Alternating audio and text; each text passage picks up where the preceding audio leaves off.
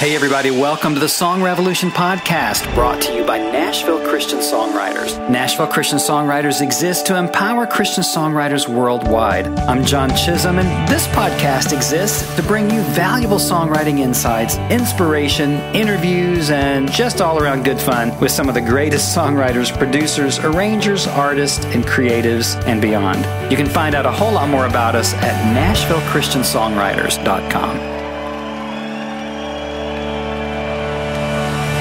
Hello, everybody. John Chisum here for the Song Revolution podcast. We are so excited to be with you today.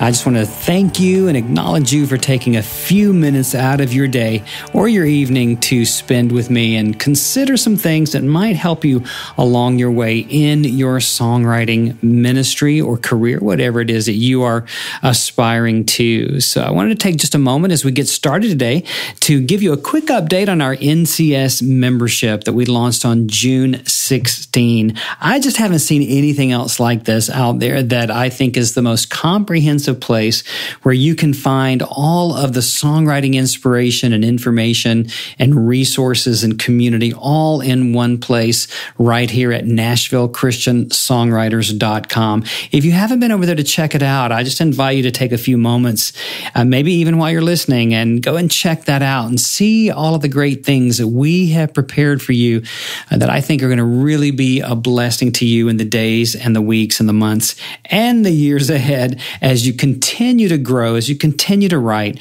as you continue to follow this passionate call that you have in your life to write for Jesus. Now, we're offering it at a 1 year, the first year introductory price of $149. I'll be talking a little bit later about some of the benefits that you get out of this, but I'm telling you, the free quarterly master classes alone would be a minimum of $400 with the kind of talent, the kind of time, the kind of information, the downloads that we're going to be offering just in those master classes. Our very first one is scheduled for July 22nd with yours truly and David Baroni on modern hymn writing. And I don't think you want to miss that. If you love songs like 10,000 Reasons and In Christ Alone, we have some wonderful information for you. We have a downloadable PDF that goes with that class, and it's going to be a full 90 minutes with interaction. We'll have a host. This is on a video conference call, and where you will be able to see David at the keyboard and me as well online, and we will be fielding questions and answering the questions that you have about what it takes to write the kind of intervals and melodies and lyrics where your songs could be like In Christ Alone, 10,000 Reasons, or other wonderful modern hymns that the Lord is bringing about in the earth today. So I don't want you to miss that. So jump over to NashvilleChristianSongwriters.com and check out membership, the NCS membership, and jump in on that $149 1-year introductory offer. It's not going to last long. We're going to take it down in a few weeks and get that membership fee back up where it needs to be at $199. So this is a $50 savings if you go ahead and join very soon. I would say go ahead and join today because there are already some things there that you don't want to miss. So check out NCS membership, and also put down October 5 and 6 because we have our first annual conference coming up here in the Nashville area, and we are going to be announcing our theme for that very soon, but it's October 5 and 6. We're already securing our headliners, some wonderful Christian artists, and some surprise drop-by artists that I think you're going to enjoy. We're going to have meal option plans. It's going to just be a great time of fellowship, worship, praise, great instruction on songwriting that I wouldn't want to miss it. So go ahead and get that on your schedule. And we also have our very first NCS weekend intensive set for November 10, 11, and 12. And this is going to be 2.5 days of an intensive personal workshop here in the Thompson Station area at a bed and breakfast called the Harmony House. And we have room for 2 people to actually book rooms in the Harmony House, but there are accommodations nearby. But this is a beautiful, high-class, world-class setting. We have room for 10 people to be in this weekend intensive with myself, with our coaching staff, and with some other wonderful, well-known drop-in guests from record companies, companies, some artists, some other label songwriters, and this is going to be awesome. You can check that out at NashvilleChristianSongwriters.com. All right. Well, enough about all the commercial stuff. I just wanted to go ahead and get you into that mindset to where you're thinking about checking out NCS membership and taking advantage of this 1-year introductory price. All right. Well, I had some things on my heart I wanted to share with you today. And, I spent a lot of my time talking about the mindset of songwriting because I believe that so many songwriters are frustrated because they just don't think like pro songwriters. And I remember being a young person and not knowing how to think like a pro songwriter. I mean, of course, I'm talking to you after 30 years of writing and publishing. So I've developed my mindset to this point where it's kind of second nature.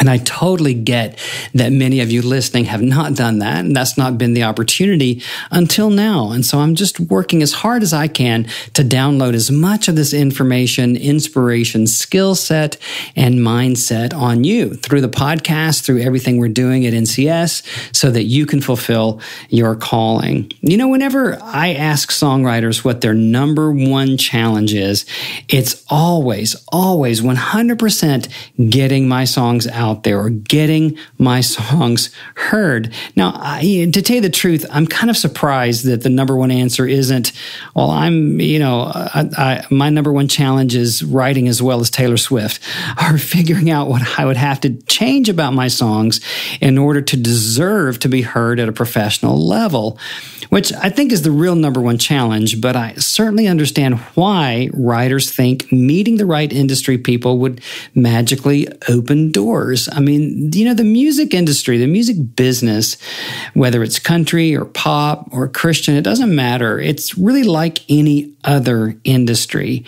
And it sure seems like aspiring songwriters need a lucky break, like, bumping into Bon Jovi or Bill Gaither at a party and being invited to a Nashville studio to play your songs and then immediately signing a multi-million-dollar contract.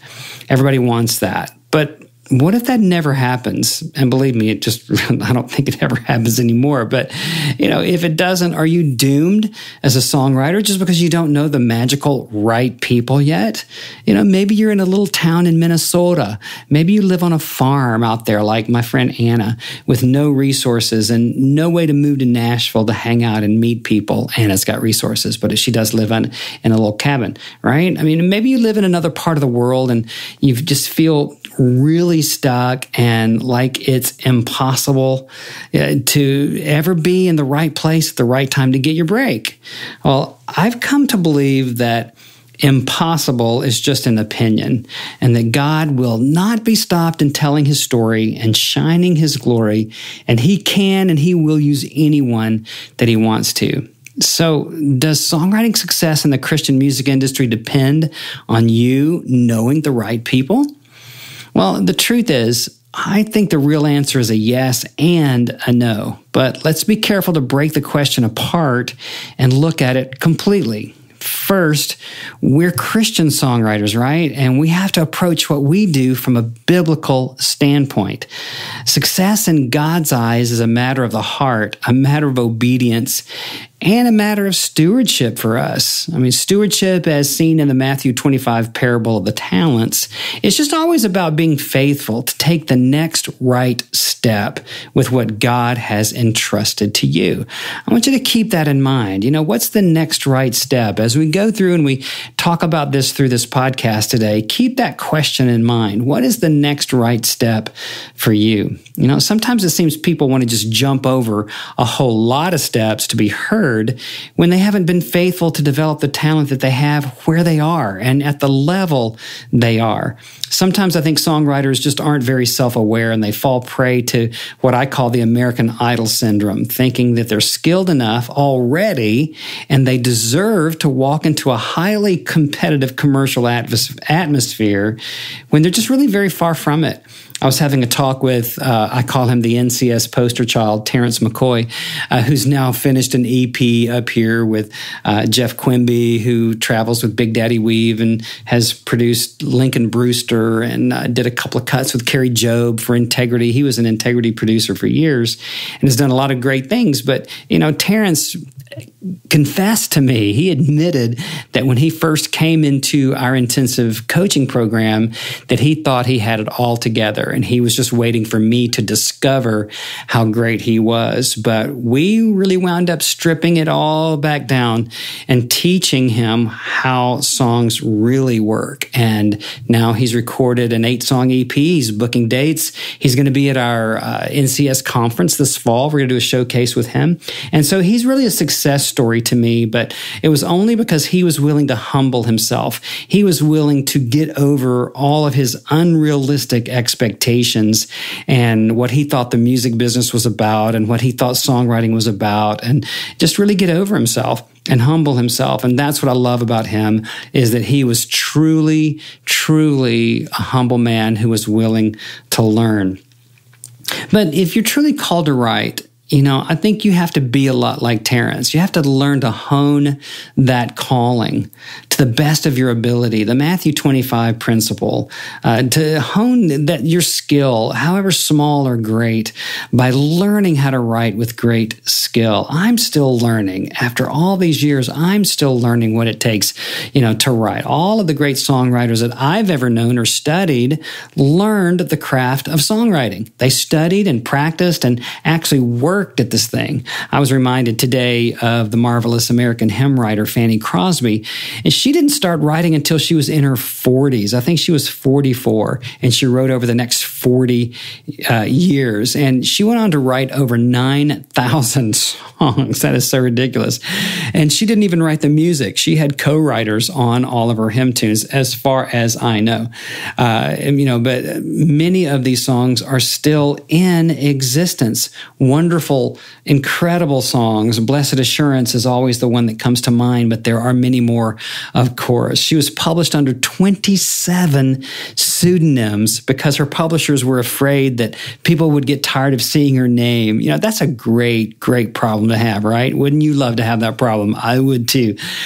She studied songwriting and even visited different congregations to find out what style of songs they preferred. And most of us, especially those of us who are worship leaders, we want our congregations just to love our style, and we don't bother sometimes to figure out what it is our congregations would prefer.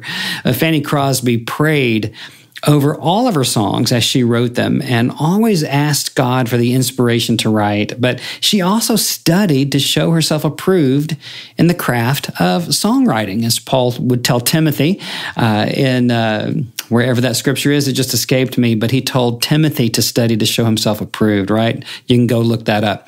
But I always think, when I kind of get on this topic, I always think about the quote attributed to several different pro golfers where someone had said, "Boy, you sure are lucky," when they'd made a good shot. And the golfer responded, "The more I practice, the luckier I get." And it seems to me that God just seems to give the best songs to people who know how to write. And throughout history, God uses, of course, all kinds of people, even donkeys. So I put nothing past him, but it seems to me that sitting there waiting on him to pour songs on you when you won't invest in yourself, the knowledge, the expertise, and then practice to do your part seems like poor stewardship and just out and out laziness to me. If you do the work and then he's pouring out songs, great. I know that you'll always give him the credit, and learning to write doesn't take any glory away from God. I think it gives him more glory because one of his creatures decided to take some responsibility and do something with what he gave to them.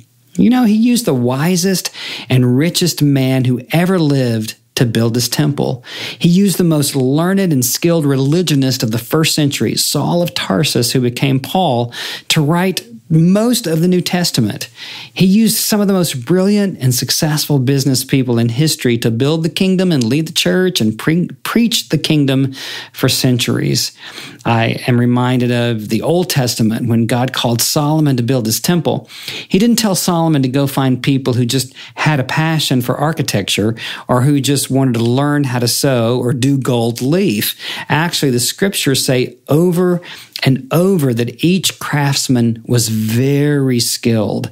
They knew what they were doing. This is what they did. They had learned. They had been apprenticed. They had taught themselves. They had gotten the training and the instruction that they really needed in order to come together to build the temple, both the temporary temple that Moses and the guys traveled with in the Exodus and the wanderings in the wilderness, but also in Solomon's temple. And God gave Solomon very, very precise and specific measurements and the way that it was to be built. And it took fine craftspersons, if you will, to put both of those temples together. So, back to the question about knowing someone in the business versus stewardship. I think stewardship really is the key here, right?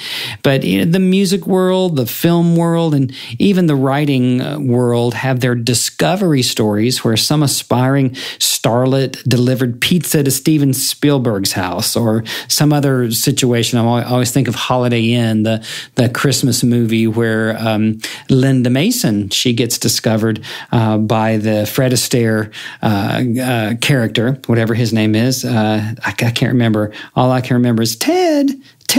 Some of you will get that joke. But anyway, that's obviously not the norm. And the very real danger with waiting to be discovered and that whole approach is that you just put your destiny in the hands of another person rather than stewarding your songwriting and taking full responsibility for it yourself. Not taking responsibility just leads quickly to disappointment and blame, even blaming God for what's not happening. Now, this is a sensitive subject, and I realize that. But let me just give you a testimony. I have, throughout my life, had seasons where I blamed God. Having gone through some different situations in my life, both as a child and later on in my life, and feeling ripped off, feeling victimized for whatever reason, it's so easy to turn our inner eyes on God and think, God, where were you? And when we have this songwriting desire and what we believe is a passionate calling, and it doesn't seem like the right doors are opening, it's so easy to start blaming other people and eventually God for what's not happening. And I think that in so many ways, we just have a misperception of this thing, that we don't quite get it. We don't understand that we are to be stewards, good, faithful stewards. If you remember in the parable in Matthew 25, the one who was given the most made the most of what they have. But I don't think that we often make everything we can out of what God has given us because we have been fooled into some kind of passivity where we're waiting on God to show up. I do not like that phrase. I know that there are times when there's a special manifest presence if we're worshiping either alone or with a group of people, where suddenly there's what the old Hebrew word kavod, the weightiness of God, is there. But the promises of God are that He never leaves or forsakes us. The promise of Colossians 1:27 is that Christ is in you, the hope of glory.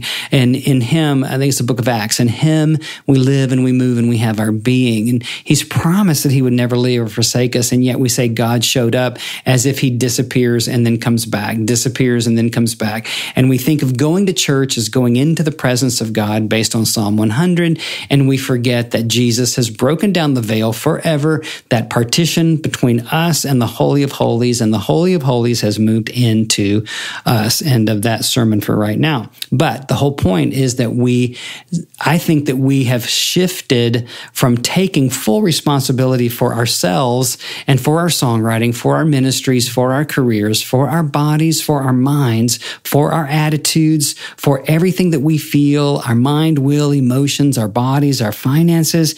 And we've started shifting all of that responsibility to God. And people say, I can't get a new job until God gives it to me, or I can't make X amount of money until God gives it to me. I can't have a great relationship until God gives it to me, etc. I can't skinny down until God makes me skinny. Well, let me tell you, folks, God ain't going to make you skinny. God ain't going to just plop a bunch of money on you. And I don't believe that God plops a bunch of songs on you until you have studied to show yourself approved and you are in a position to receive, in a position to receive that inspiration and to write it in a way that is amazing.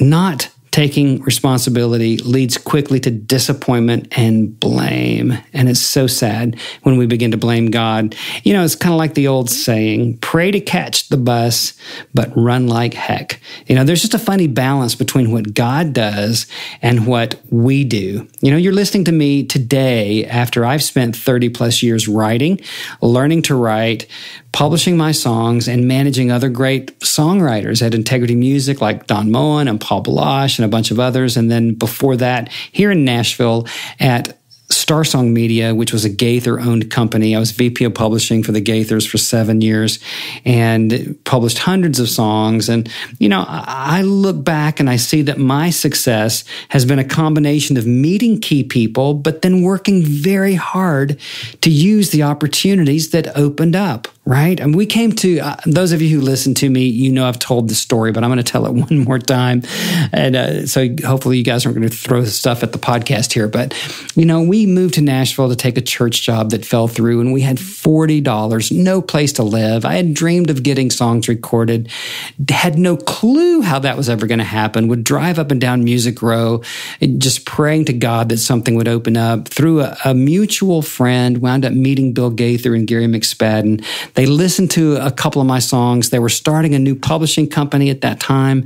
They signed me to a deal, even though I really didn't know how to write. And I wound up writing 4 or 5 nights a week after holding down 2 or 3 odd jobs. Wound up getting 19 songs recorded my first year and was hired at the company to go out and pitch the songs from other songwriters, and got to know artists and producers and record company people and managers and all the whole thing. And I taught myself the whole publishing industry and really helped pioneer it in a whole lot of ways. And so I say that God tricked me into coming to Nashville, and I can definitely see his hand in it in retrospect, but I couldn't have orchestrated the timing or the opportunity. God clearly did that. But the whole point is that then I worked and worked and worked, and I'm still working at the craft of my songwriting and doing all I can to encourage you to do the same while you trust God to open the doors he's got for you. Will they be the same doors? I doubt it. They probably won't be the same doors. But what doors does he have for you? And when you're constantly just waiting on other people to do that, and you're not actively extending your faith and preparing yourself in the best way possible, you know, you're not going to find those doors. But let me let you in on just a little secret. If you're still listening to me at this point in the podcast, you already have a door to industry people who will listen to your songs in me and my team. Right? I mean, great, you say. I'm just going to send Chisum and NCS all of my songs, and he'll listen, and I'll be discovered, and I'll be rich and famous, and I'll get a bus, and I'll have a band, and I'll be on The Tonight Show, blah, blah, blah. Well, hold on there, cowboy. It just doesn't work like that. I have thousands of people who want to send me their songs for comment and critique, but my time and my expertise after 30 years, this is my business. This is how I make my living and pay for my groceries. NCS isn't a nonprofit ministry, and I've spent tens of thousands of dollars just in what I give away through our website, through this podcast, and just to even be talking to you today, I literally have spent tens of thousands of dollars. You know, some people get offended because we have the name Christian in our name and yet charge for our services, but, you know, just because a gas station is owned by believers, does that mean they've got to give their gas away? Just because a doctor is a Christian, should she not deserve to earn what she's worth because her own investment and her knowledge of how to save you from immediate death, you know, is just because she's a Christian, she ought to give that away? You know, that logic just defies me, but I think I'm ranting now. You know, we still give away a lot of free stuff, and we always will. We offer very affordable options for you to interact with us here, from free to intermediate resources, and then all the way through to our intensive boot camp for people that are ready and able to jump into something like that. You know, it's crazy. I just have a fair number of Facebook trolls who write nasty things on my ads about being a scam or a waste of time or whatever. And, you know, just believe God. Don't give these people your money, blah, blah, blah. Well, I always challenge them and ask them where they've published thousands of songs and done hundreds of products and traveled 1,000,000 miles teaching this stuff. And you know what? I never get a response after I respond to them. Well, let me tell you, folks, we're the real deal. Either we have something that you need or we don't. I don't have a standard rich and famous contract, and the music business is a hard business if that's what your eyes are on and you're measuring your success in the world's eyes by whether or not you get a cut on somebody's record. I just think that's a false standard, because you're contextualized. Whatever God's done in your life is what he's done in your life, not somebody else's life, which leads me all the way back to the whole idea of being a successful Christian songwriter. True success, in my opinion, and in the opinion of this company, true success is the day that you stand before Jesus and give an account of what you did with what he gave you. It's just not going to be good when he asks you that question and you say, well, Lord, I waited and waited and waited on you, and you didn't show up to open the doors in the music business for me to write great songs. No. If you're not striving with all of your heart, soul, mind, and strength to write great songs now, you're just fooling yourself and blaming God for your own laziness. If you're not spinning out a significant number of songs every month, a minimum of 4 or 5, with a growing knowledge base of what makes a great song, then you're sitting there waiting on God or someone else to save you. And believe me, people, no one's going to just show up and discover your amazing songs. You have to build a plat for them. You have to bring value to them by making them phenomenal and worth being heard by industry people. And that's where everything we offer, from free to not free, is being offered to help you fulfill this passionate call that you believe you have. And there's one more funny thing to me. The word passion actually means to suffer, as in the passion of the Christ.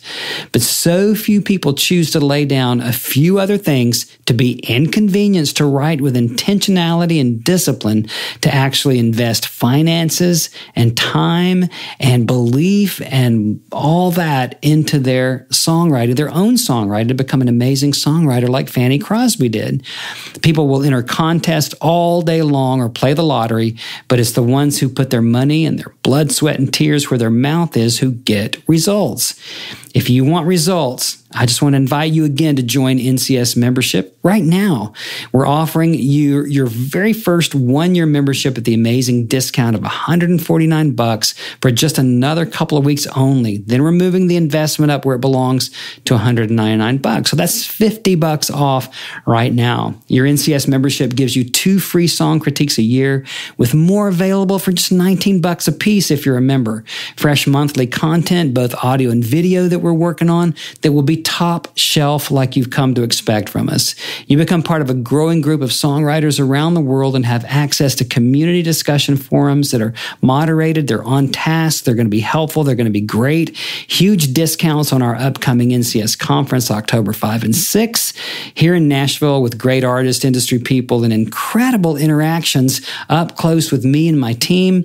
And then again, those free to members quarterly master classes that you'd pay at least $100 each for, which means we're giving you $400 worth of value for $149 at a bare minimum, not counting everything else. So if this isn't a great deal for you, if you don't think this is a great deal for you, I just don't know what else we can do except come write your songs for you.